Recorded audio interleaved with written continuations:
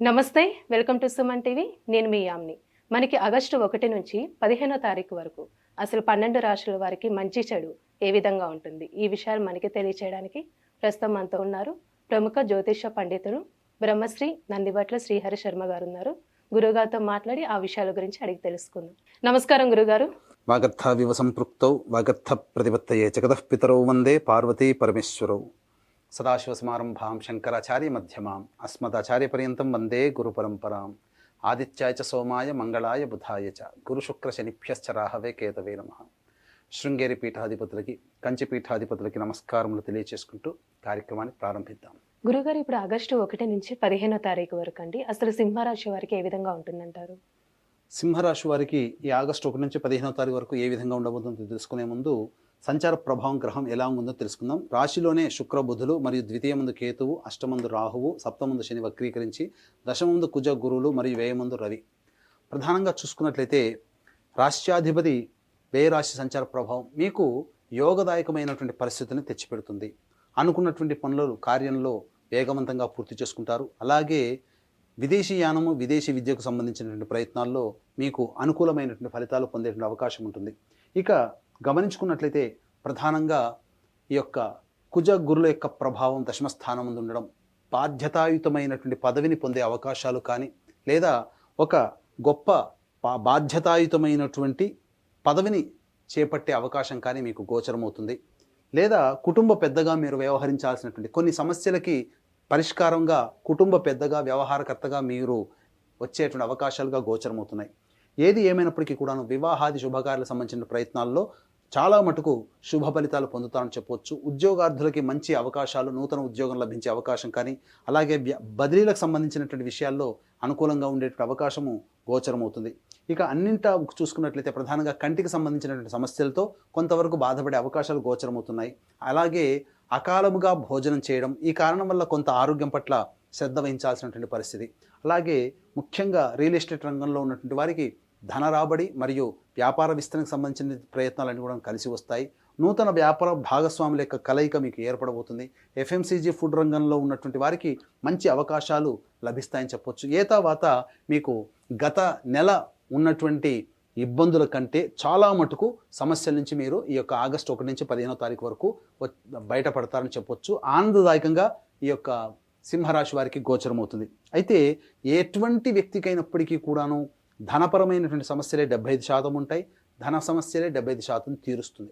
కాబట్టి ఈ యొక్క ఏ సమయంలో ధన రాబడి అధికంగా ఉంటుంది, అలాగే ఖర్చులు ఎప్పుడు ఉంటాయి, అలాగే ప్రశాంతంగా ఎప్పుడు ఉండలేకపోతారనే విషయాన్ని క్లుప్తంగా తెలియజేసుకుందాం. ముఖ్యంగా 1, 2 తారీఖుల్లో కనుక గమనించుకున్నట్లయితే ఈ యొక్క సింహరాశి వారికి అన్నింటా విజయాన్ని పొందుతారు. ధన రాబడి అధికంగా ఉంటుంది. అన్ని పనుల యందు కూడాను శుభవార్తలు వింటారని చెప్పవచ్చు.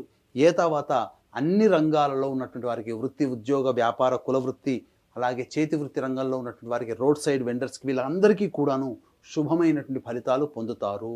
అయితే ప్రధానంగా ఈ యొక్క 3, 4 తారీఖులో కనుక గమనించుకున్నట్లయితే మానసికమైనటువంటి ప్రశాంతత లోపిస్తుంది. ముఖ్యంగా చేపట్టినటువంటి పనులలో ఆందోళన, గజిబిజిగా ఉండడం, జిగ్జాగ్గా లైఫ్ అనేటువంటిది ఉంటుంది. అలాగే ఖర్చు కూడా అధికంగా ఉంటుంది. కాబట్టి జాగ్రత్తలు పాటించండి.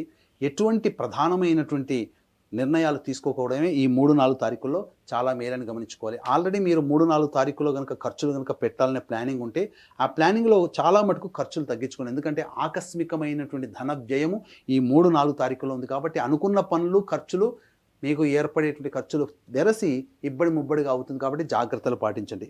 ఇక 5, 6, 7 తారీఖుల్లో ప్రధానంగా మీరు ఎన్నాళ్ళ నుంచో ఈ పనులు పూర్తి చేసుకోవాలి అని పెట్టుకుంటారు కదా, ఆ పనులకి కార్యరూపం దాల్చడమో, ఆ పనులని పూర్తి చేసుకోవడమో, కొంతవరకు సంతృప్తిని పొందేటువంటి జీవితం ఈ 5, 6, 7 తారీఖుల్లో ఉంటుంది. ఒక పెద్ద ఆగిపోయిన పనులని పూర్తి చేశామనేటువంటి సంతృప్తి కావచ్చు, లేకపోతే ఇంకా ఇతరత్ర ఒక మంచి పని చేశాము అనే సంతోషంతో కూడుకున్న జీవితం 5, 6, 7 తారీఖుల్లో ఉంటుంది. ఇక 8, 9, 10 తారీఖుల్లో కనుక గమనించుకున్నట్లయితే ప్రధానంగా ఈ యొక్క సింహరాశి వారికి ఇతరులతో కొంతవరకు విభేదాలు ఏర్పడేటువంటి అవకాశము గోచరమవుతుంది. కుటుంబ సభ్యులతో వాగ్వివాదాలు జరుగుతాయి. కాబట్టి కుటుంబ సభ్యులతో ఎంతవరకు తగ్గి మాట్లాడి ఉండడమే చాలా మంచిది. చాలా మటుకు మౌనాన్ని కనుక ఆశ్రయించినట్లయితే ఈ యొక్క 8, 9, 10 తారీఖులో వచ్చేటువంటి సమస్యల నుంచి బయటపడవచ్చు. ఆకస్మిక ధన వ్యయం కూడా గోచరమవుతుంది. ఇక 11, 12 తారీఖుల్లో మిత్రులు, ఇతరుల యొక్క సహాయ సహకారాలతో పనులు పూర్తి చేసుకుంటారు. వారు మీకు ప్రత్యక్షంగా సహాయ సహకారాలు అందించలేకపోయినప్పటికీ కూడా మాట సహాయం వల్ల మీ యొక్క సమస్యలను తీరుస్తారు. అలాగే ధన రాబడి అధికంగా ఉంటుంది. రాని బాకీలు వసూలు అవుతాయి. ఇతరుల నుంచి మీరు ఏదైతే ఆశిస్తున్నారో అవన్నీ కూడా మీరు పొందే అవకాశం ఉంటుంది. నూతన వ్యక్తుల యొక్క పరిచయం మీ యొక్క జీవితంలో కొంత మార్పు తీసుకొస్తుందని చెప్పవచ్చు. ఇక 13, 14, 15 తారీఖుల్లో తల్లిగారి ఆరోగ్యం పట్ల శ్రద్ధ వహించాల్సినటువంటి పరిస్థితి. అలాగే మీరు చేపట్టినటువంటి పనులు కానీ, ఆల్రెడీ మీరు ఏదైనా కానీ అంతకుముందు చేపట్టి పనులు కొన్ని కార్యరూపంలో దాల్చినటువంటి వాటికి కొంతవరకు కార్యహాని జరిగే అవకాశం ఉంటుంది. కాబట్టి పెద్దల యొక్క దీవెనలతో మీరు కార్యక్రమాలకు ముందుకు సాగండి. చాలా మటుకు ఆటంకాల నుంచి మీరు బయటపడతారని చెప్పవచ్చు. ముఖ్యంగా గృహ మరమ్మతులకి, వాహన మరమ్మతులకి కావచ్చు, కొంత ధన వ్యయం అధికంగా అవుతుంది. నూతన గృహోపకరణాల కొనుగోలు, కొత్త వస్తువులు మీ ఇంట్లో వచ్చి చేరుతాయి. అలాగే ప్రధానంగా గమనించుకున్నట్లయితే రుణ సంబంధమైనటువంటి విషయాల్లో జాగ్రత్తలు పాటించాల్సినటువంటి పరిస్థితి. వాహనం నడిపేటప్పుడు జాగ్రత్తగా ఈ 13, 14, 15 తారీఖుల్లో ఉండాలి.